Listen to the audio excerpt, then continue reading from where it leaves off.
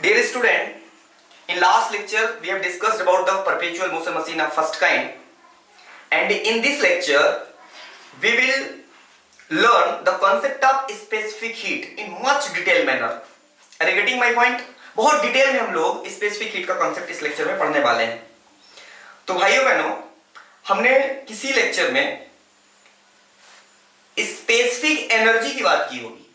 Specific energy आप notebook में देखिएगा, अपने अगर नोट्स बनाए हैं तो. Specific energy means energy per unit mass. फिर मैंने बोला था specific energy is the intensive property. Are you getting my point? तो स्पेसिफिक हीट, स्पेसिफिक एनर्जी कुछ एनालॉजी है भाई. Specific heat, specific energy, heat is also energy. Are you getting my point? Heat is also the form of energy. Means कुछ इनमें analogy हम लोग लगा सकते हैं. खैर, एक प्रैक्टिकल एग्जांपल हम लोग कंसीडर करते हैं जो हम लोगों के डेली लाइफ प्रैक्टिस से जुड़ा हुआ है. इससे आपको बहुत हेल्प मिलेगी स्पेसिफिक हीट का कॉन्सेप्ट समझने में. ठीक है, तो हम स्टार्ट कर रहे हैं. माय डियर, सपोज यहां लिख लीजिए heading specific heat. Specific heat. My dear, heat के बारे में अभी मैं एक्स्ट्रा कुछ बातें करूंगा जो सिलेबस के बाहर की बातें होंगी, लेकिन वो इस प्लेलिस्ट में नहीं रहेगा थर्मोडायनेमिक्स के. इसलिए भी मैं ज्यादा बात नहीं कर रहा हूं. अदरवाइज 2-3-4 लेक्चर केवल, और वो 1-1 घंटे के लेक्चर हीट में दिए जा सकते हैं. ठीक है ना? तो अभी मैं वहां नहीं जा रहा हूं. स्पेसिफिक हीट की बात देखिए. मान लीजिए आपके पास कोई कंटेनर है और इस कंटेनर में वाटर है. वाटर जिसका मास है 1 किलोग्राम. माय डियर, इसका इनिशियल टेम्परेचर जो है 20 डिग्री सेल्सियस है. आपसे किसी ने कहा कि भाई साहब मुझे इसका टेम्परेचर 40 डिग्री सेल्सियस करके दो. फाइनल टेम्परेचर 40 डिग्री सेल्सियस करके दो. आप क्या करेंगे? सिंपली इसे हीट एनर्जी सप्लाई करेंगे. है ना बात सही? आप क्या करेंगे? हीट एनर्जी सप्लाई करेंगे.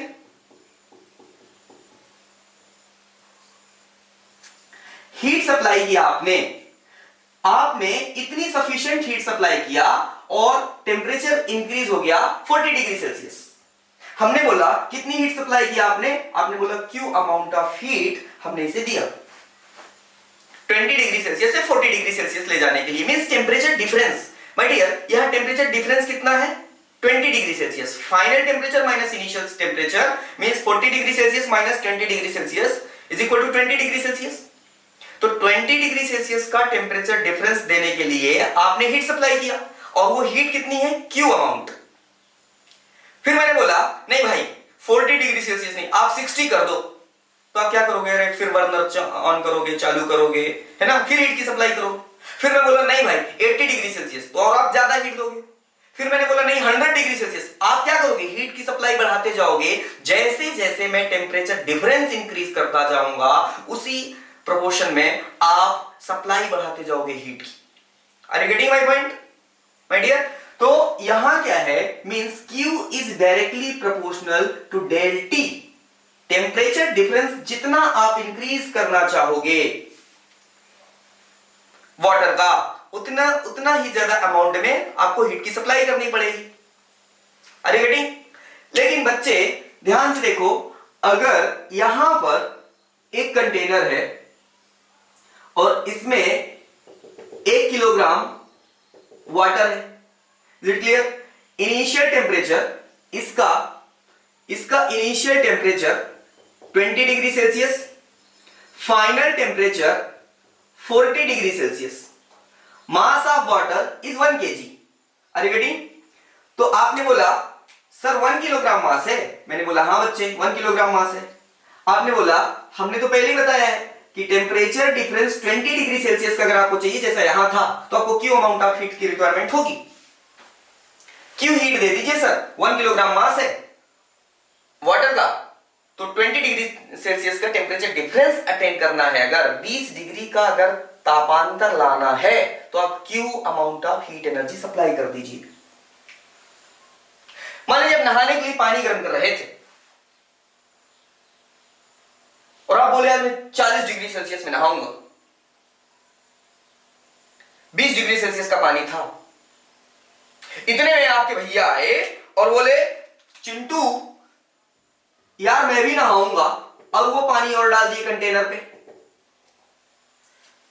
टेम्परेचर 40 डिग्री सेल्सियस ही रखना है, उन्होंने और पानी डाल दिया जिसका टेम्परेचर 20 डिग्री सेल्सियस था।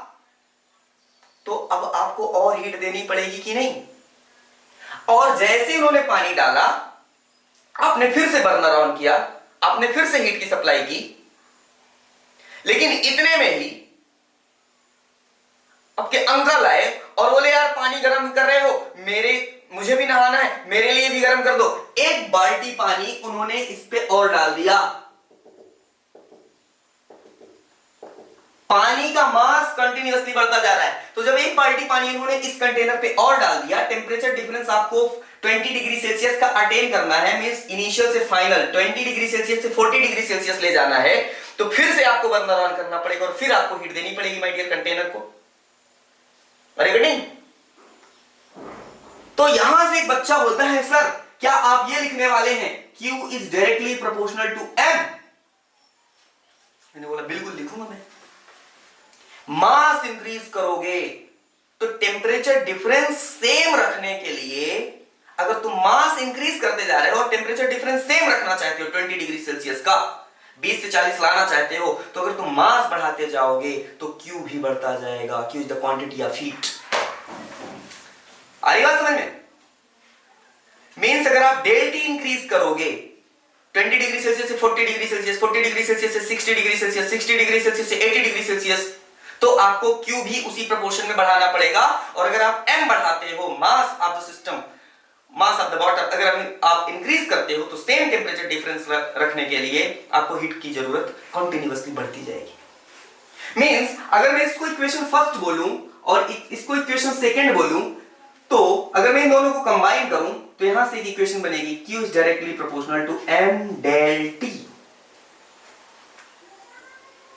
Q जो है डायरेक्टली प्रोपोर्शनल है M से भी, del T से भी, where M is the mass of the system, del T is the temperature difference, Q is the quantity of heat required। तो Q is equal to, अगर ये प्रोपोर्शनलिटी का sign हटता है तो यहां कांस्टेंट आता है और वो कांस्टेंट है C।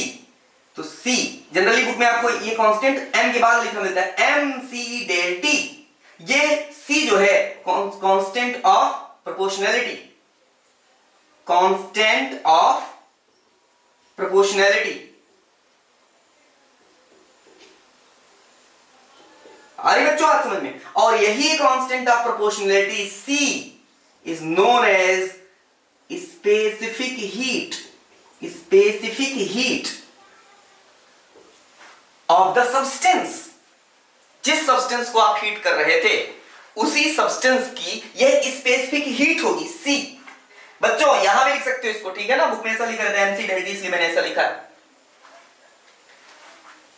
सर ये तो फॉर्मूला हो गया, ये क्या हो गया? स्पेसिफिक हीट है क्या?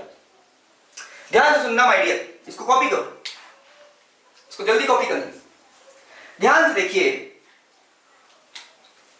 Q is equal to MC del T, तो C is equal to Q upon M del T। अगर एक यूनिट सब रख दें, ध्यान से सुनिए, अगर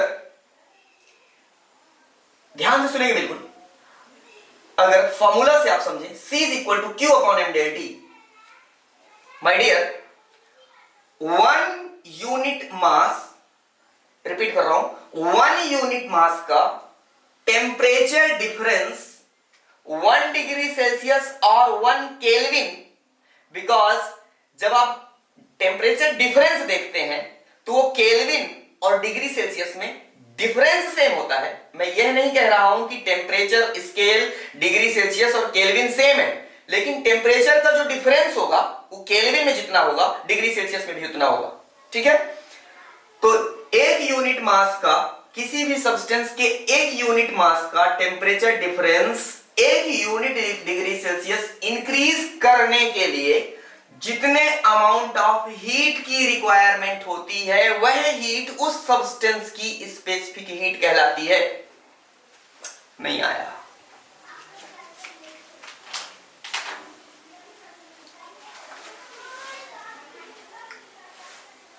रिपीट कर रहा हूं, आप फॉर्मूला देखिए। एक यूनिट किसी भी सब्सटेंस के एक यूनिट मास का टेम्परेचर डिफरेंस एक यूनिट इंक्रीज करने के लिए जितने हीट की रिक्वायरमेंट होती है वह हीट स्पेसिफिक हीट कहलाती है उस सब्सटेंस की। एक यूनिट मास का टेम्परेचर डिफरेंस डेल्टी, एक यूनिट मास का temperature difference 1 degree Celsius increase करने के लिए जितने हीट की रिक्वायरमेंट होती है वही हीट उस सब्सटेंस की स्पेसिफिक हीट कहलाती है। Are you getting my point?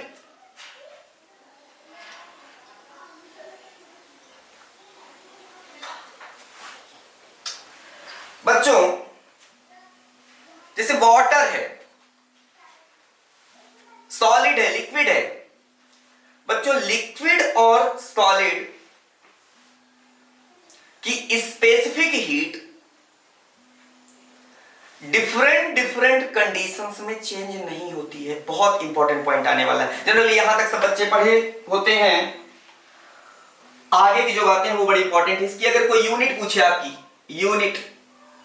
Unit of specific heat, तो क्या बताएंगे? ध्यान से देखिए, Q kilo joule, kilogram degree Celsius.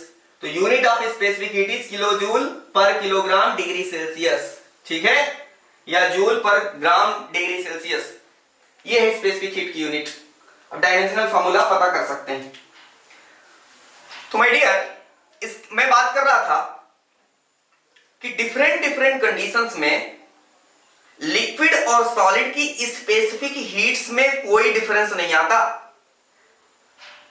समझो थोड़ा, जैसे मान लीजिए 1 किलोग्राम वाटर है, उसका टेम्परेचर 20 से 40 डिग्री सेल्सियस ले जाना है। 1 किलोग्राम मिल्क है, उसका टेम्परेचर 20 से 40 ले जाना है। तो दोनों का मास सेम है, दोनों का टेम्परेचर डिफरेंस सेम है, लेकिन दोनों के लिए अलग अलग हीट की रिक्वायरमेंट होगी my dear. 1 kilogram water, 1 kilogram milk, 1 kilogram oil, 1 kilogram कुछ भी कंसीडर कर लो, 1 किलोग्राम शक्कर, सॉलिड ले लिया। अब क्या है, एक किलोग्राम सभी सब्सटेंस मैंने कंसीडर किया और इन सब का टेम्परेचर डिफरेंस 20 डिग्री सेल्सियस रखना है। मतलब जितना इनिशियल टेम्परेचर से फाइनल टेम्परेचर में जो डिफरेंस लाना है वो 20 डिग्री सेल्सियस का है, लेकिन सबके लिए हीट की रिक्वायरमेंट अलग अलग होगी। Are you getting? It depends on their internal structure. आंतरिक संरचना के कारण ऐसा होता है, उनकी स्पेसिफिक हीट अलग अलग होती है। आ रही बात समझ में? तो हर सब्सटेंस का जनरली स्पेसिफिक हीट अलग अलग होता है। अब यहां एक कॉन्सेप्ट आता है CP and CV, specific heat at constant pressure and specific heat at constant volume.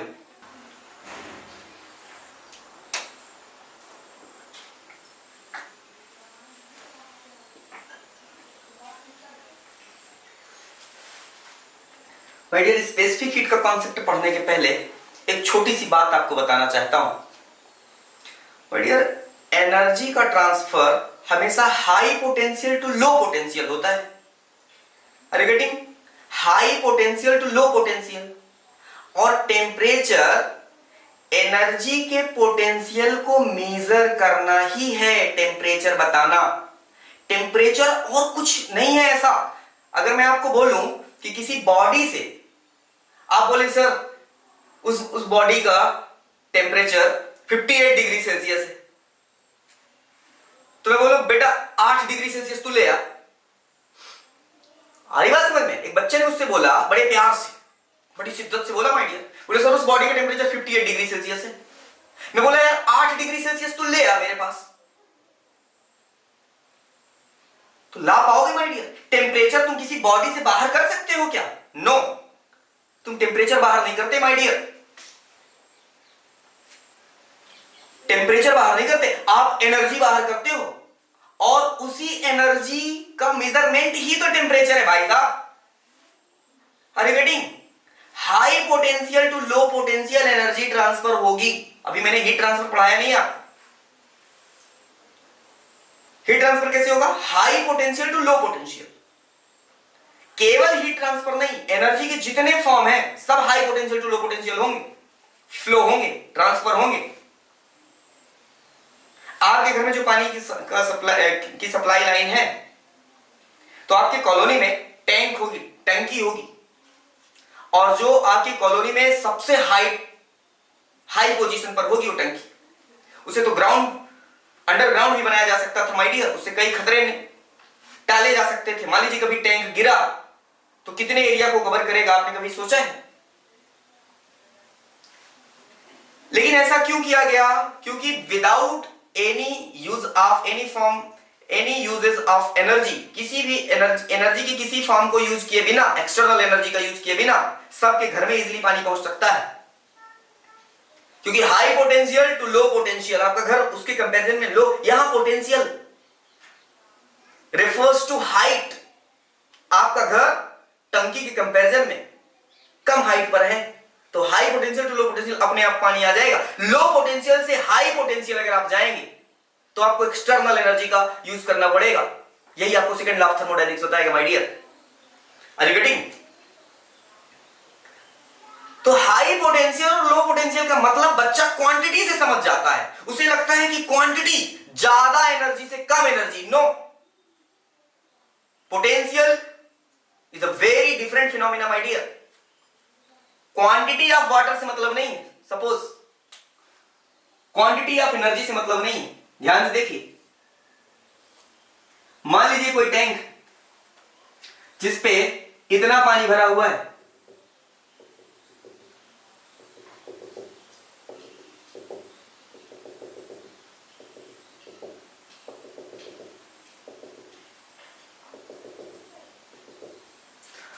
और एक कोई दूसरा कंटेनर है,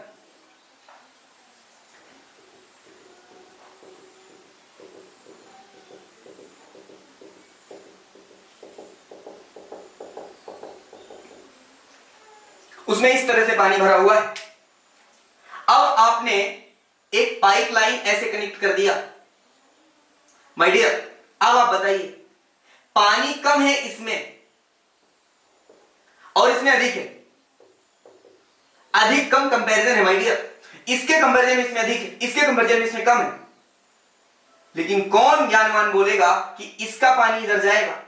अगर ये ऑब्जेक्ट ए है, ये वेसल ए है, ये वेसल बी है, तो बी से ए की ओर पानी जाएगा, ना कि ए से बी की ओर।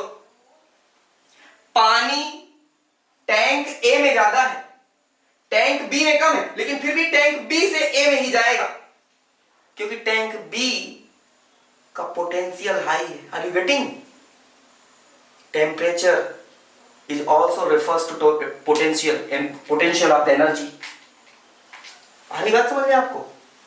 टेम्परेचर किसी बॉडी के एनर्जी का पोटेंशियल बताता है, उसके मॉलिक्यूल्स के पास कितनी इंटरनल एनर्जी है, कितनी काइनेटिक एनर्जी है, कितनी वाइब्रेशनल एनर्जी है मॉलिक्यूल्स के पास, उसका मेजरमेंट टेम्परेचर है। वो पोटेंशियल बताता है कि इस सिस्टम के मॉलिक्यूल्स की potential energy, kinetic energy, rotational energy इतनी ज्यादा है। वो पोटेंशियल का मीनिंग है वहां पर। Are you getting? Potential high जहां होगा वहां से ही एनर्जी का ट्रांसफर होगा। जैसे गर्मियों में जब हवाएं बहती हैं, एयर फ्लो होती है, हाई प्रेशर से लो प्रेशर, जिस दिन आपके शहर में बहुत ज्यादा गर्मी पड़ेगी, गर्मी के कारण एयर की डेंसिटी कम हो जाएगी, तो जहां डेंसिटी कम हुई, प्रेशर लो हुआ, तो हाई प्रेशर जहां होगा वहां से हवा आएगी। आ रही बात समझ में आपको? एक छोटा सा एग्जांपल आपके सामने देता हूं माय डियर। ये माचिस की एक तीली है। आपकी बॉडी की जो हीट एनर्जी है वो माचिस की इस तीली के कंपैरिजन में बहुत ज्यादा है। मैं ये पूछ रहा हूं कि आपकी बॉडी में ज्यादा हीट है या इस माचिस की तीली में ज्यादा हीट है? आपकी बॉडी में, ऑब्वियस सी बात है, आपकी बॉडी में एनर्जी ज्यादा है इसके कंपैरिजन में। लेकिन अगर मैं इसको इस तरह से स्क्रैच किया और ये आग में बदल गई, अब अगर मैं इसको बुझा दिया और मैं अगर इसको टच करूं, ये देखिए, आप भी करके देखिए, तो आपको गर्मी फील हुई कि नहीं? गर्मी क्यों फील हुई? क्योंकि इस छोटी सी बॉडी से आपकी इस विशालकाय बॉडी में एनर्जी का ट्रांसफर हो गया। क्यों? एनर्जी तो आपकी बॉडी में ज्यादा थी माय डियर, माचिस की तीली में तो बहुत कम एनर्जी थी। पोटेंशियल का खेल है ब्रायन लारा। माचिस की एक छोटी सी तीली में एनर्जी का पोटेंशियल ज्यादा था आपकी बॉडी के पोटेंशियल, एनर्जी के पोटेंशियल के कंपैरिजन में। रिपीटिंग, आपकी बॉडी की एनर्जी उससे कई गुना ज्यादा थी, लेकिन इस माचिस की तीली से आपकी बॉडी में हीट एनर्जी ट्रांसफर हुई। This is the potential.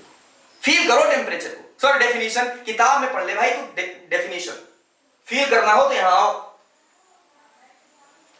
Is it clear? So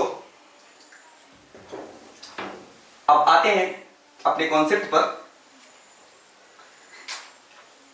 CP and CV, concept of CP and CV, concept of CP and CV.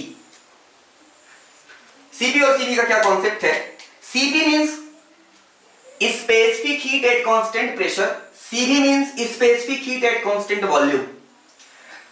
CP means, repeat कर रहा हूं, specific heat at constant pressure and CV means specific heat at constant volume. ठीक है, ध्यान से सुनिएगा। मान लीजिए एक कंटेनर है,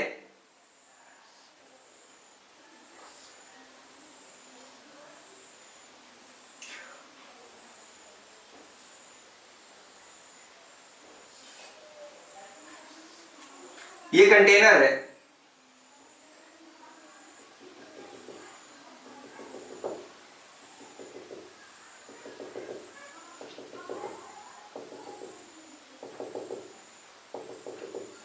इसमें कुछ अमाउंट वाटर का कुछ मास है यहां, और बच्चों इसके ऊपर हमने एक प्लेट रख दिया है और उस प्लेट को मैंने फिक्स्ड कर दिया है।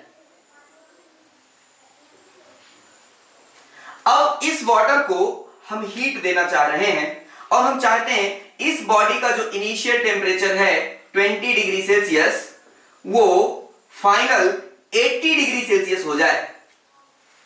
ठीक है, इसको हम हीट एनर्जी दे रहे हैं, मान लीजिए किसी भी फॉर्म से हीट एनर्जी दे रहे हैं, और इसका टेम्परेचर हम चाहते हैं 20 डिग्री सेल्सियस से 80 डिग्री सेल्सियस हो जाए। अब जब ये 20 डिग्री सेल्सियस से 80 डिग्री सेल्सियस टेम्परेचर इसका इंक्रीज होगा तो इसको कुछ हीट देना पड़ेगा, और हमने मान लीजिए Q is equal to 100 unit दिया है। कितना? 100 unit.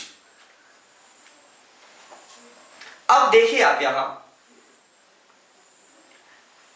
Initial temperature 20 degree Celsius, final temperature 80 degree Celsius, there is a 60 degree Celsius temperature difference,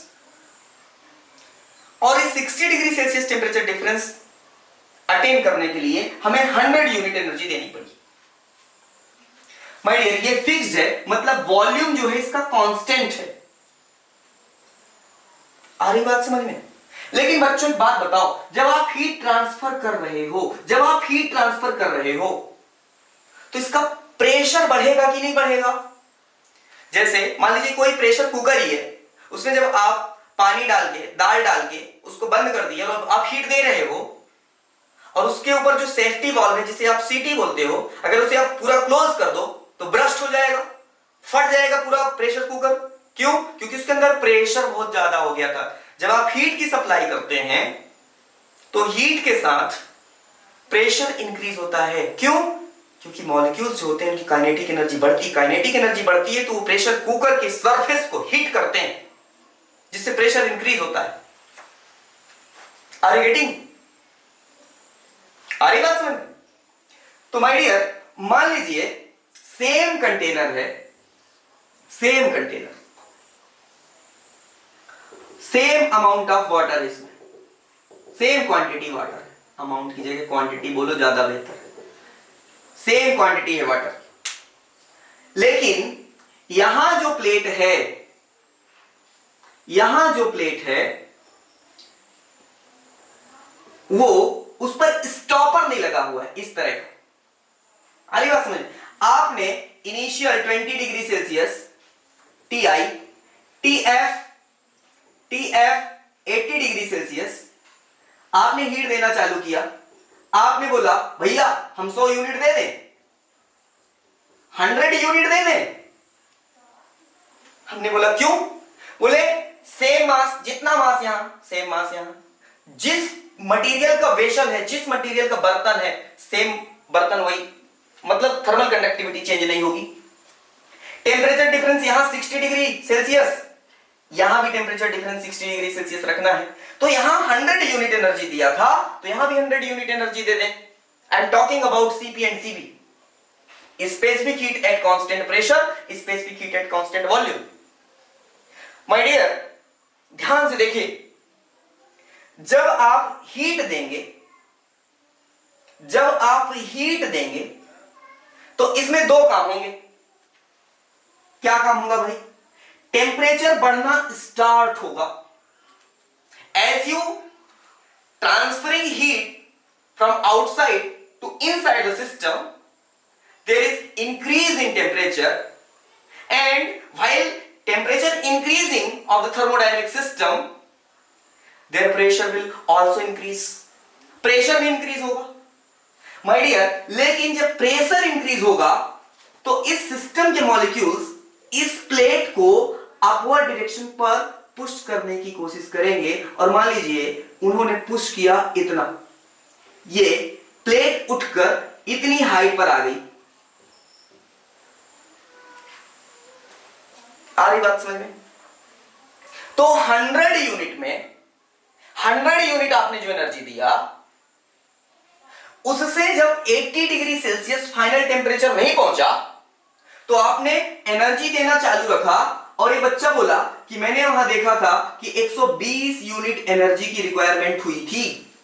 same mass, same temperature difference, same vessel, same material of vessel, लेकिन यहां 100 unit energy की जरूरत, यहां 120 unit energy की जरूरत। ध्यान से देखिए, यहां आपने जितनी हीट दिया है वो पूरी की पूरी हीट वाटर मॉलिक्यूल्स के इंटरनल एनर्जी को इंक्रीज करने में ही लग गई। जितनी भी एनर्जी आपने सप्लाई किया है हीट के फॉर्म में, पूरी की पूरी एनर्जी वाटर की इंटरनल एनर्जी चेंज करने में यूज हो गई। या यूं कहें कि जो आपने हीट दिया है, पूरी की पूरी हीट कन्वर्ट हो गई इंटरनल एनर्जी के फॉर्म में। लेकिन बच्चों, यहां इंटरनल एनर्जी तो इंक्रीज हुई है, लेकिन प्रेशर बढ़ने के कारण, माय डियर, हर बॉडी दुनिया की चाहती है कि वो इक्विलिब्रियम में रहे, प्रेशर इंक्रीज ना हो। अब रिस्ट्रिक्शन है तो वो अलग बात है माय डियर, इसे आप पढ़ना नहीं चाहते, आप लॉकडाउन में भी क्रिकेट खेलना चाहते हैं, लेकिन रिस्ट्रिक्शन है, और जब restriction, where there is a restriction there is a pressure generation my dear. Pressure cooker में उसके ऊपर कैप लगा हुआ है, ढक्कन लगा हुआ है, रिस्ट्रिक्शन है इसलिए प्रेशर है। अगर आप उसका ढक्कन बाहर कर दें तो प्रेशर कुकर में प्रेशर नहीं होगा। In freedom there is no pressure generation my dear. Are you getting? तो यहां क्या होगा? यहां रिस्ट्रिक्शन है, प्रेशर तो इंक्रीज हो रहा है लेकिन रिस्ट्रिक्शन है, और रिस्ट्रिक्शन है तो प्रेशर इंक्रीज हो रहा है तो होता रहे, आप इस रिस्ट्रिक्शन को हटा नहीं सकते। तो प्रेशर इंक्रीज हो रहा है, होता रहे, जितनी हीट आपने दिया पूरी की पूरी हीट इस सिस्टम की इंटरनल एनर्जी को चेंज करने में यूज हो गई। यहां इंटरनल एनर्जी इंक्रीज हो रही थी लेकिन प्रेशर इंक्रीज हुआ। प्रेशर इंक्रीज हुआ तो ये प्लेट को इन मॉलिक्यूल्स ने डिस्प्लेस कर दिया, मतलब कुछ वर्क डन हुआ। तो जो आपने 100 यूनिट एनर्जी दिया उसमें से कुछ एनर्जी इंटरनल एनर्जी के फॉर्म में चेंज हुई, और internal energy is the function of temperature only. लिख लीजिए, दीवार में लिख लीजिए घर पे, internal energy is the function of temperature only. Internal energy is the function of temperature only. Internal energy is the function of temperature only, लिख लीजिए इसको। तो internal energy is the function of temperature only. Internal energy जितनी इसकी बढ़ी थी 100 unit में, इसकी नहीं बढ़ पाई, इसलिए क्योंकि इंटरनल एनर्जी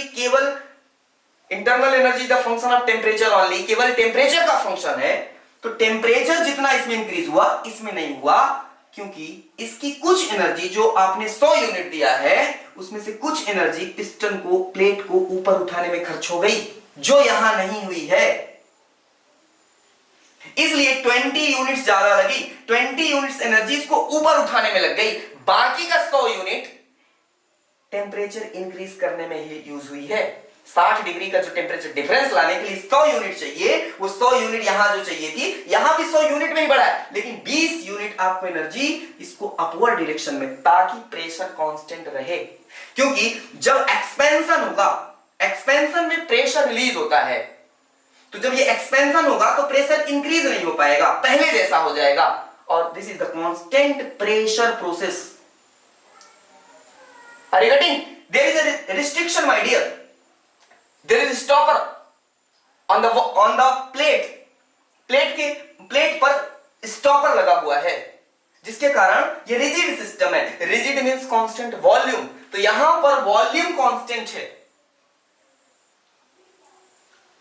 तो बच्चा बोलता है, मतलब सर कांस्टेंट वॉल्यूम प्रोसेस हो और कांस्टेंट प्रेशर प्रोसेस हो, या किसी सिस्टम का हम प्रेशर वॉल्यूम अगर कांस्टेंट कर दें तो उसका टेम्परेचर इंक्रीज करने के लिए कम हीट की जरूरत पड़ेगी। बिल्कुल। जिसका वॉल्यूम कांस्टेंट नहीं है, जिसका वॉल्यूम कांस्टेंट नहीं है, वो अपना प्रेशर रिड्यूस कर सकता है, अपना प्रेशर कांस्टेंट रख सकता है प्लेट को ऊपर उठाकर। लेकिन प्लेट को ऊपर उठाने में कुछ एनर्जी लगेगी, एक तो रिस्ट्रिक्शन, दूसरी हीट दे रहे हो तो उसका प्रेशर बढ़ता है, मॉलिक्यूल्स की काइनेटिक एनर्जी बढ़ती है।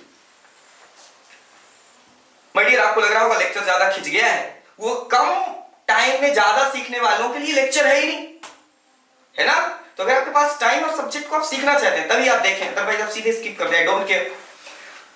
तो यहां से आप देख सकते हैं कि कांस्टेंट प्रेशर प्रोसेस में कांस्टेंट वॉल्यूम प्रोसेस के कंपैरिजन में कांस्टेंट प्रेशर प्रोसेस में ज्यादा हीट की रिक्वायरमेंट होती है, same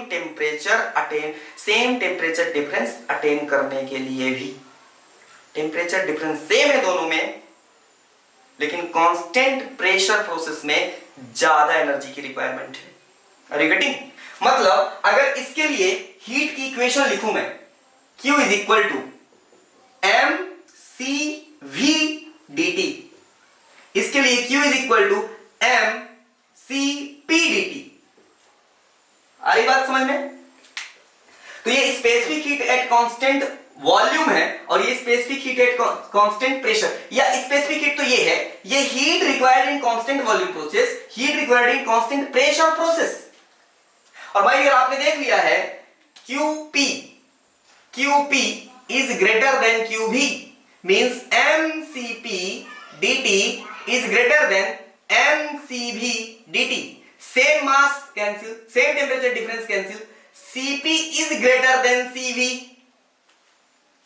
CP is greater than CV. My dear, means CP upon CV. ये अगर नीचे आ जाए तो क्या होगा? ग्रेटर देन का साइन होगा इधर ही, 1, कुछ नहीं बचा तो 1। My dear, Cp upon Cv is nothing but adiabatic constant gamma is greater than 1. That's why the value of adiabatic constant gamma is always greater than 1. It may be 1.4, it may be 1.67, it may be 1.7, but always greater than 1। कहां से आया देख लो। अरे नहीं आया sir, आएगा भी नहीं बेटा। तुम कंसेंट्रेटर हो तब तो समझ आएगा, तुम तो कहीं और कंसेंट्रेट हो। क्लियर? ये समझ आया ना? अरे यार, ये जो हीट की रिक्वायरमेंट है कांस्टेंट प्रेशर में ज्यादा है कांस्टेंट वॉल्यूम के कंपैरिजन में, इसलिए सीपी देख लो, ये प्रूव कर दिया, CP is greater than CV. Is it clear? Note down please. तो इसको कॉपी कर लिया आपने। इसके बाद हम लोग बहुत इंपॉर्टेंट, जनरली यहां तक मैं क्लास में भी पढ़ा देता हूं। अभी जो मैं इंपॉर्टेंट बातें बताने वाला हूं उसको बहुत ध्यान से देखिएगा और लिख लीजिएगा नोट्स में। My dear, be careful. When we supply the heat to gas, its volume and pressure also change along with its temperature. Are you getting? जब किसी गैस, अब हम यहां गैस की बात करेंगे, अभी हमने सॉलिड की बात कर लिया, लिक्विड की बात कर लिया। बच्चों, लिक्विड और सॉलिड में तो सीपी और सीवी में ज्यादा चेंज नहीं होता। लिक्विड, वो समझाने का तरीका था, लिख लीजिए आप, there is no much difference in CP and CV of solid and liquids. तो थर्मोडायनेमिक्स में आपको ज्यादा गैस के बारे में पढ़ना है। तो माय डियर, जब आप किसी गैस को हीट सप्लाई करते हैं तो उसका वॉल्यूम और प्रेशर तो चेंज होता है, उसका टेम्परेचर तो चेंज होता है, टेम्परेचर के साथ साथ वॉल्यूम और प्रेशर भी चेंज होता है। सपोज वाटर की स्पेसिफिक हीट है कुछ 4.18 किलो जूल पर किलोग्राम पर डिग्री सेल्सियस। अब उसका जो टेम्परेचर, उसकी जो स्पेसिफिक हीट है, मैं ये कह रहा हूं कि कांस्टेंट प्रेशर और कांस्टेंट वॉल्यूम में ज्यादा डिफरेंस नहीं आती उसके स्पेसिफिक हीट की वैल्यू में। उसके स्पेसिफिक हीट की जो न्यूमेरिकल वैल्यू है उसमें कांस्टेंट वॉल्यूम प्रोसेस और कांस्टेंट प्रेशर प्रोसेस में ज्यादा डिफरेंस नहीं आता, तो उसका जो डिफरेंस है नेग्लिजिबल होता है, हम नेग्लेक्ट कर देते हैं। लेकिन गैस में ये डिफरेंस बहुत होता है माय डियर। मतलब सेम गैस के लिए अगर आप नाइट्रोजन की बात कर रहे हैं तो डिफरेंट कंडीशंस में नाइट्रोजन की ही स्पेसिफिक हीट की न्यूमेरिकल वैल्यू अलग अलग हो सकती है। Are you getting? आप ये नहीं कह सकते कि नाइट्रोजन की स्पेसिफिक हीट ये होगी। हम पूछेंगे कंडीशन बताओ, किस कंडीशन पे बात कर रहे हो, और वो सारी बातें हम लोग करेंगे कि किस किस तरह से स्पेसिफिक हीट किसी भी गैस की बदल सकती है। गेटिंग? तो 1 से लेके इवन 0 से लेके, सर किसी भी गैस की स्पेसिफिक हीट 0 हो सकती है। समझ पा रहे हो मैं क्या बोल रहा हूं? किसी भी गैस की स्पेसिफिक हीट 0 हो सकती है क्या? जिनको नहीं समझ में आ रहा हो वो स्किप करो लेक्चर, जिनका पूरा मन लगा हो ध्यान से सोचे, पॉज करें। ये लेक्चर लाइक वाइक के लिए नहीं है। पॉज करो और सोचो, तुमने स्पेसिफिक हीट पढ़ लिया है। मैं बोल रहा हूं क्या किसी भी गैस की स्पेसिफिक हीट 0 हो सकती है?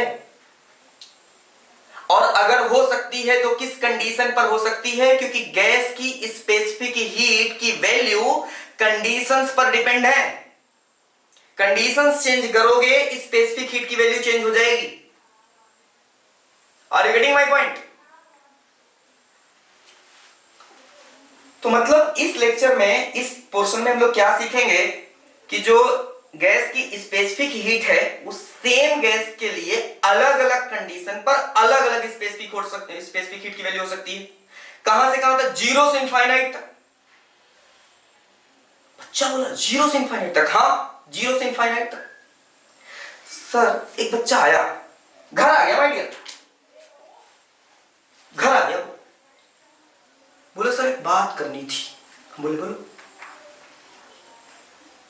उसने बोला सर बुरा न माने तो एक बात पूछूं, 0 स्पेसिफिक हीट का मतलब यह है क्या? सुनना। उसने बोला सर 0 स्पेसिफिक हीट किसी भी गैस, मान लीजिए सर ये कोई कंटेनर है और इसमें कोई गैस के मॉलिक्यूल्स है, ये गैस है, और ये सिलेंडर बंद है। सर ये जो गैस है, आपने स्पेसिफिक हीट का फॉर्मूला लिखा था C is equal to Q upon M del T। My dear, अगर तुम गैस की क्वांटिटी मास में लिखते हो तो यहां M होगा, और अगर तुम मोल में लिखते हो तो N होगा। ये मास स्पेसिफिक हीट और ये मोलर स्पेसिफिक हीट का फॉर्मूला है। M की जगह N लिख दो। Is it clear? अरे भाई दोनों ही तो क्वांटिटी ऑफ मैटर हैं।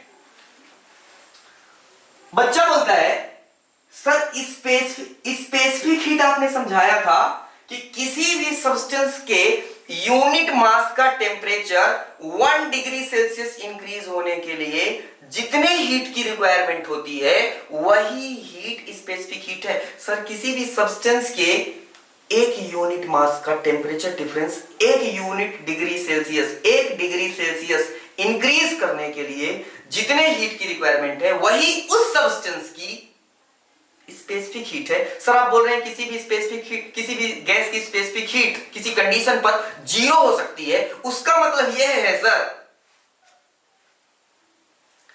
कि हम उस गैस के 1 यूनिट मास का टेम्परेचर डिफरेंस 1 डिग्री सेल्सियस अगर बढ़ाना चाहें तो हमें 0 यूनिट हीट की जरूरत पड़ेगी। अबे तुम्हें बहुत कॉम्प्लिकेटेड हो रहा है ना। तुम पबजी खेलने वाले लोग हो यार, तुम्हें कैसे जल्दी थर्मोडायनेमिक्स समझ आएगी। स्पेसिफिक हीट एक यूनिट, किसी भी सब्सटेंस के 1 यूनिट मास का temperature difference unit degree Celsius increase करने के लिए जितने हीट की रिक्वायरमेंट होती है वही क्वांटिटी स्पेसिफिक हीट कहलाती है, उस मटेरियल की, सब्सटेंस की। किसी गैस की स्पेसिफिक हीट अगर मैं 0 बोल रहा हूं, इसका मतलब यह है कि उस गैस के 1 यूनिट मास का टेम्परेचर 1 डिग्री सेल्सियस इंक्रीज करने के लिए हमें 0 किलो जूल या 0 जूल एनर्जी की रिक्वायरमेंट होगी। मतलब अरे बच्चा बौखला गया माय डियर। बच्चा बोला हम हीट की सप्लाई नहीं करेंगे और टेम्परेचर इंक्रीज हो जाएगा। बहुत गलत पढ़ाते हो बेटा। इसका एग्जांपल देता हूं माय डियर आपको। पहली कंडीशन, कुछ कंडीशंस मैं बताऊंगा, आप लिख लीजिए हिंदी में, सीधे हिंदी में लिखिए, जो भी लैंग्वेज आपको फील हो रही हो आप लिखिए। Different cases of specific heat of gases की स्पेसिफिक हीट के डिफरेंट केस। कैसे एक ही गैस की स्पेसिफिक हीट की वैल्यू अलग अलग कंडीशन पर अलग अलग होगी, और 0 से इनफाइनाइट नहीं माय डियर, माइनस भी होगी। देखिए कैसे। और माइनस वाला कॉन्सेप्ट तो बड़ा खूबसूरत है यार, इसीलिए मैं बोलता हूं thermodynamics is more beautiful then Katrina Kaif. तुम्हें फील नहीं हो रही होगी, हमें तो सर कैटरीना नहीं। अब देखो बच्चे, पहला केस आप अपनी कॉपी में लिखेंगे, मैं प्रूव करूंगा, रिपीट कर रहा हूं, मैं प्रूव करूंगा। आप लिखिए sentence, when we sudden compress any gas, जब किसी भी गैस को हम सडनली कंप्रेस कर देते हैं, when we suddenly compress any gas and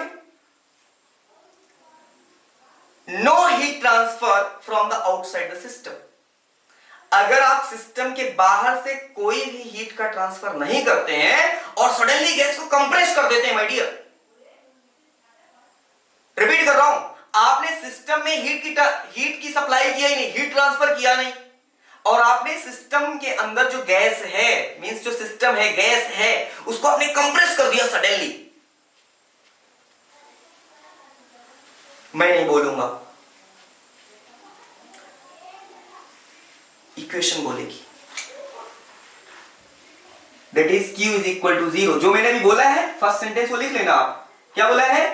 there is no transfer of heat from outside the system and we compress the gas suddenly, then Q is equal to 0, dQ is equal to 0। Are you getting? लेकिन C is equal to क्या होता है my dear? Q upon M del T. Temperature difference तो कुछ होगा, उस gas का कुछ मास भी है, लेकिन Q तो जीरो है my dear. Zero upon anything is equal to zero. तो specific heat of gas at first condition, and what is the first condition? When we shut and compress the gas and transfer of heat from the outside the system is zero. Then specific heat of gas, then the specific heat of that gas at this condition is zero. Sir practical example समझ नहीं आया। अबे तुम जो bicycle में जो tube होती है उसमें जो तुम ट्यूब में जो एयर भरते हो पंप से, मैनुअल पंप जो होता है, अरे ऐसे ऐसे वाला पंप होता था ना स्कूल जाते वक्त, तो तुम क्या करते हो, वो पंप को छूना माय डियर, जो तुम पिस्टन रेसिप्रोकेट करते हो ऐसे पंप में, और पंप को टच करके देखना गर्म हो जाता है कि नहीं। तो क्या तुमने हीट ट्रांसफर किया था? क्या तुम घर से आग लाए थे माय डियर? नहीं लाए थे। तुमने गैस को सडन कंप्रेस किया। सर हम आराम से करें तो शाम को पहुंचेगा तू स्कूल। जब तुमने सडन कंप्रेस किया गैस को, उसका टेम्परेचर इंक्रीज हुआ, जबकि तुमने एक्सटर्नल तरीके से हीट की सप्लाई नहीं किया है। उस दौरान उस गैस की स्पेसिफिक हीट, कौन सी गैस? जो पंप के वो जो सिलेंडर होता है ना पंप का, उस सिलेंडर होता है उसमें ऐसे पिस्टन रहता है, आप अप डाउन करते हो ऐसे, इज इट क्लियर? साइकिल वाला, उसके अंदर जो एयर है वो गर्म हो जाती है। तुमने हीट की सप्लाई तो नहीं किया है, कंप्रेस किया है ओनली, टेम्परेचर इंक्रीज हुआ। उस दौरान उस गैस की स्पेसिफिक हीट जीरो रही होगी। गेटिंग? इसको अपने शब्दों में लिख लेना। सेकेंड कंडीशन, ये फॉर्मूला लिखो। अब बच्चों सेकेंड कंडीशन देखिए,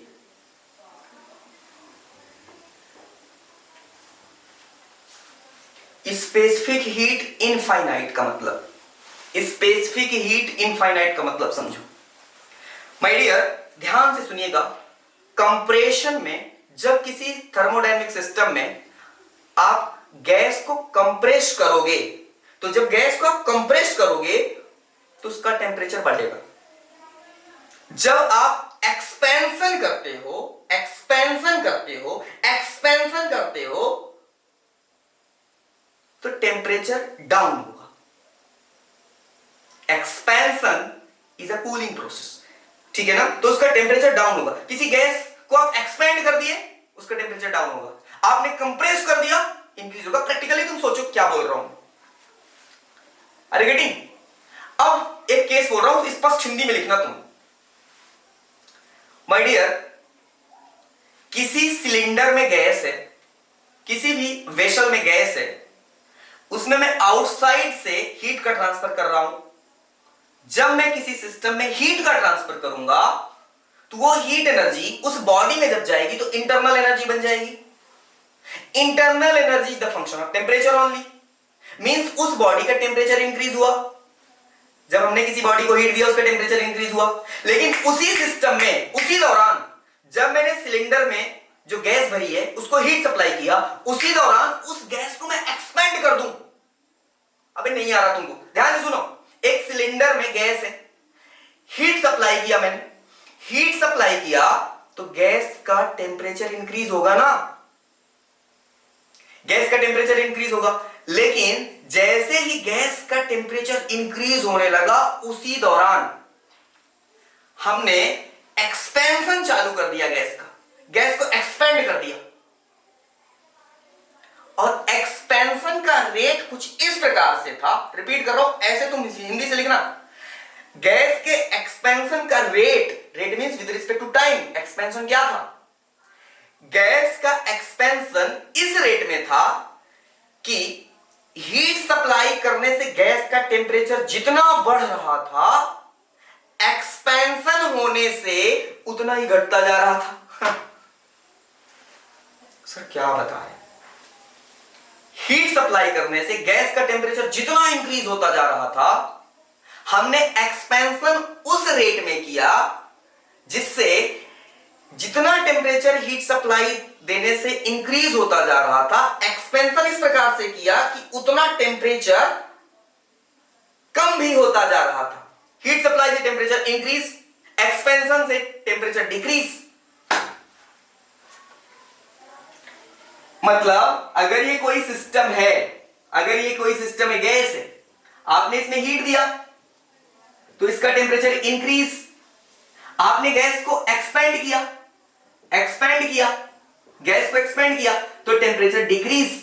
हमने हीट देते हुए गैस का एक्सपेंशन जारी रखा कुछ इस प्रकार से कि जितना हीट देने से टेम्परेचर इंक्रीज हो रहा है, एक्सपेंशन में कुछ इस प्रकार से गैस का करूं कि उसका टेम्परेचर उसी रेट में डिक्रीज होता जाए जिस रेट में हीट देने से इंक्रीज हुआ है।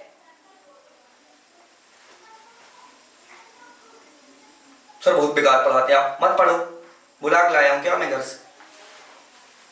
ये चीजें आप फील करने वाली बात है। तुम्हें नहीं समझ में आ रहा है तुम बताओ, डिसलाइक करो ना वीडियो को, ठीक है। अब देखो बच्चे, तो जब जितना टेम्परेचर इंक्रीज करते जा रहे हैं हीट के द्वारा, उतना ही टेम्परेचर डिक्रीज। एक पानी की टंकी है, उसमें तुम जितना पानी भरते जा रहे हो उतना दूसरे से निकालते जा रहे हो, तो नेट एक्यूमुलेशन कितना होगा? 0। जिस क्वांटिटी में हीट दे रहे हो टेम्परेचर बढ़ाने के लिए, उसी क्वांटिटी में एक्सपेंशन करा रहे हो टेम्परेचर घटाने के लिए, तो net change of the temperature in this case del T is equal to 0। Sir ये क्या है? आग है my dear, thermodynamics. C is equal to Q upon M del T। तुमने हीट दिया है, Q की वैल्यू 0 नहीं कर सकता, मास भी है कुछ उसका, del T 0 है साहब, तो C is equal to Q upon 0, anything upon 0 is equal to infinite. In this case, the specific heat of the gas is infinite. Gas same है। पहले अगर मैंने नाइट्रोजन लिया था तो अभी भी नाइट्रोजन ले रहा हूं, सेम गैस। कंडीशन चेंज कर दिया, स्पेसिफिक हीट 0 से इनफाइनाइट हो गई। बच्चे कुछ फील कर पा रहे हो? थर्ड केस देखो, इसको लिखो, थर्ड केस।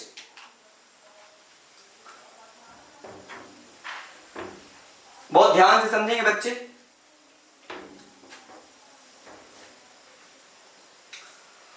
थर्ड केस देखेंगे, आप इसको बिल्कुल लिखते जाना क्योंकि आपको एग्जाम में तो लिखना नहीं, जो मैं पढ़ा रहा हूं।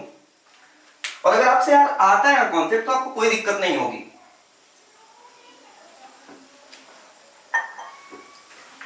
लिखने में कोई दिक्कत नहीं होगी।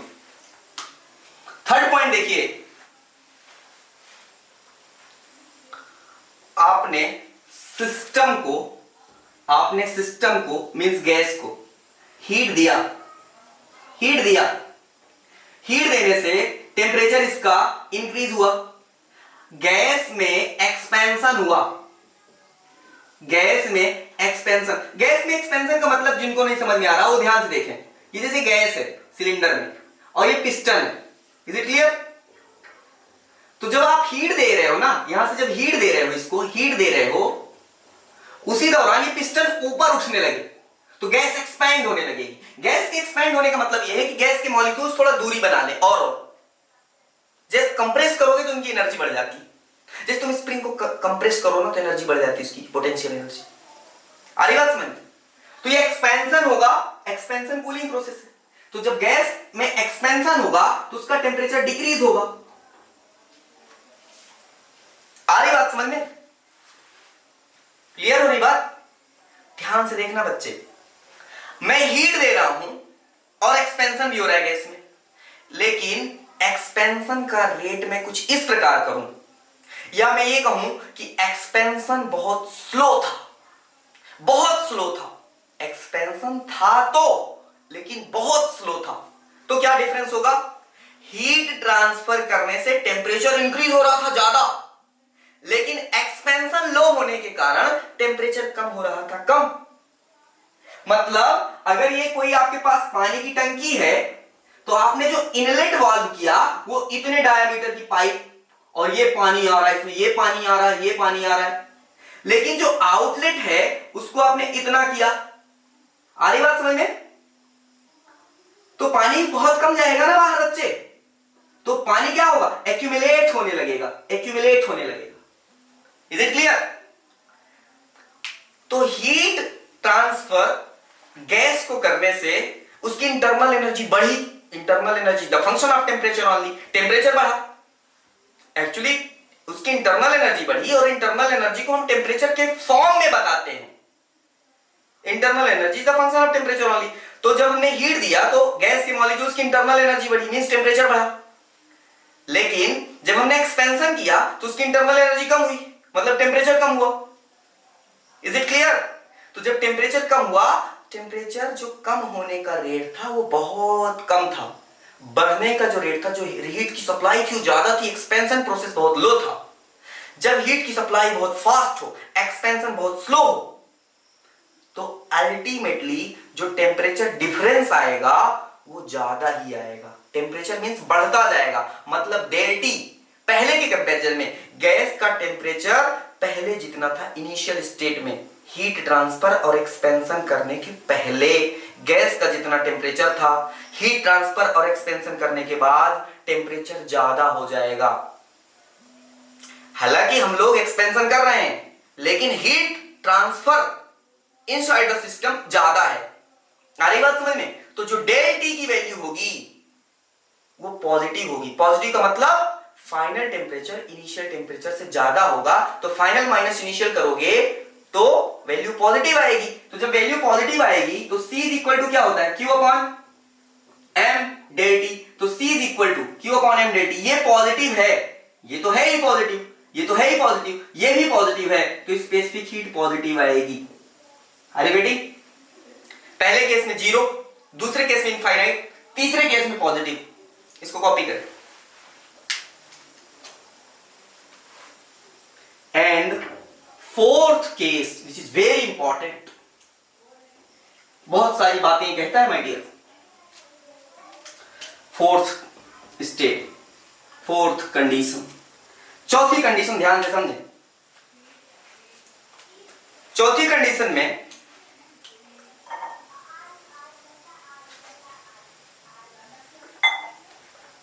फोर्थ कंडीशन में जो सिस्टम है, ये गैस है, इसमें आपने इसमें हीट की सप्लाई किया और एक्सपेंशन भी हो रहा है गैस में। एक्सपेंशन समझा दिया हूं ऊपर अभी इसके पहले। गैस का एक्सपैंड होना मतलब सिलेंडर पिस्टन अरेंजमेंट में पिस्टन का ऊपर जाना, तो गैस का वॉल्यूम बढ़ेगा, एक्सपेंशन में वॉल्यूम बढ़ेगा। ठीक है? तो एक्सपेंशन जो है, ध्यान से देखेंगे, जो ये हीट ट्रांसफर है, इज इट क्लियर? जो हीट ट्रांसफर है वो तो टेम्परेचर को इंक्रीज कर रहा है। मान लीजिए गैस का इनिशियल टेम्परेचर स्मॉल टी है, is it clear? Small T1 है। हीट ट्रांसफर करने से, गैस को हीट देने से, ट्रांसफर करने से inside the system temperature increase होता है, लेकिन एक्सपेंशन से टेम्परेचर डिक्रीज होता है। माय डियर, हीट ट्रांसफर का जो रेट है, हीट ट्रांसफर करने का जो रेट है, कितनी फास्ट हीट ट्रांसफर हो रही है, उसके कंपैरिजन में एक्सपेंशन बहुत फास्ट करा दिया, बहुत फास्ट करा दिया। Is it clear? बहुत फास्ट एक्सपेंशन होने के कारण टेम्परेचर बहुत फास्ट रिड्यूस हुआ। हीट ट्रांसफर के कारण टेम्परेचर ज्यादा तेज इंक्रीज नहीं हो पाया। तो टेम्परेचर इंक्रीज कम हुआ, डिक्रीज बहुत ज्यादा हो गया। जब टेम्परेचर बहुत ज्यादा डिक्रीज हो गया, हीट ट्रांसफर के कारण उतना इंक्रीज नहीं हो पाया, तो ओवरऑल टेम्परेचर, फाइनल टेम्परेचर जो T2 का था वो कम हो गया T1 से।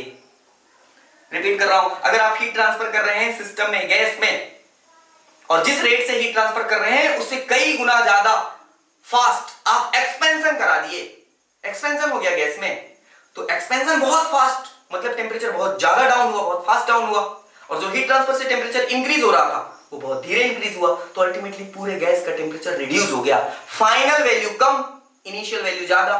चेंज देखना है, फाइनल माइनस इनिशियल, कम माइनस ज्यादा बराबर negative value.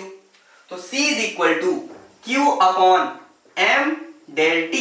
C is equal to Q positive, M positive into any negative value, del T is negative, then overall value is negative. इस केस में जो स्पेसिफिक हीट की value होगी वो negative होगी। तो 4 केस हमने सीखा है। पहले में स्पेसिफिक हीट की वैल्यू 0 कब? जब आपने हीट सप्लाई एक्सटर्नल नहीं किया, आउटसाइड से हीट ट्रांसफर नहीं किया, आपने कंप्रेशन किया सडनली गैस में, उस दौरान स्पेसिफिक हीट 0 थी। इसको फील भी करिए मैं कह क्या रहा हूं, है ना। इसके बाद इनफाइनाइट, इसके बाद पॉजिटिव, इसके बाद नेगेटिव। Are you getting? बच्चा बोलता है भाई साहब ये कौन सी प्रॉब्लम आ गई, ये क्या कॉन्सेप्ट बता दिया कि मैं सिलेंडर है, अरे समझना, एक सिलेंडर है और उसमें मैं हीट की सप्लाई कर रहा हूं, लेकिन अल्टीमेटली उसका टेम्परेचर डिक्रीज हो गया। तुम प्रेशर कुकर में हीट दे रहे हो और दाल ठंडी होती जाए, समझ पा रहे हो? तुम डोसा वाले तवे में बैठ जाओ और तुमको ठंडी लगे। मिश्रा जी समझ रहे हैं? तो नेक्स्ट लेक्चर में इस कॉन्सेप्ट को फील कराता हूं कि ऐसा क्या होता होगा, वास्तव में क्या ऐसा पॉसिबल है, होता है। इक्वेशंस कभी गलत नहीं होती। Are you getting? Natural law है माय डियर। तो नेक्स्ट लेक्चर में हम लोग ये बातें करेंगे, समझेंगे कॉन्सेप्ट को पूरी तरह कि ऐसा कौन सा केस है, क्या होता होगा कि हीट सप्लाई कर रहा हूं, टेम्परेचर डिक्रीज हो रहा है। Are you getting? आज के लिए इतना है।